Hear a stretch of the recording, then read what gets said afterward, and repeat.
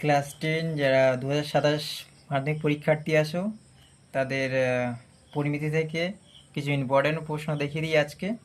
তো পরিমিতির প্রথম অধ্যায় আছে গোলক, তিনটে অধ্যায় তোমাদের পরিমিতি আছে: গোলক, শঙ্কু এবং বিভিন্ন ঘনবস্তুর সমস্যা। তো ফার্স্ট দেখাই তোমাদের গোলক থেকে কিছু ইম্পর্টেন্ট প্রশ্ন। তো আমি যেগুলো দেখে দেবো এর বাইরে কিছু করতে হবে না, মোটামুটি যা কমন দেবো তার মধ্যেই প্রশ্ন সব পেয়ে যাবে। তো আজকে প্রথম দেখাচ্ছি গোলক।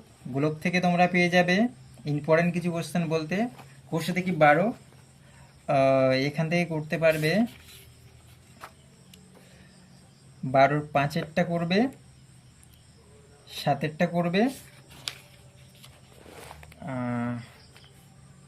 8-এরটা করবে, 9 করে যাবে, 11-টা করবে, 14টা করবে।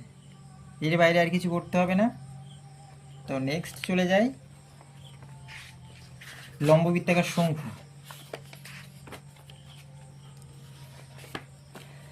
লম্ববৃত্তাকার শঙ্কু এখানে দেখতে পাচ্ছ কিছু অঙ্ক আছে। তো এর মধ্যে 6-এর অঙ্কটা করবে, 8-এর অঙ্কটা করবে, 9-এরটা করবে, 11-টা করবে আর 10-এরটা করে রেখো। এর বাইরে আর কিছু করতে হবে না। নেক্সট চলে যাই বিভিন্ন ঘনবস্তুর সমস্যা। তো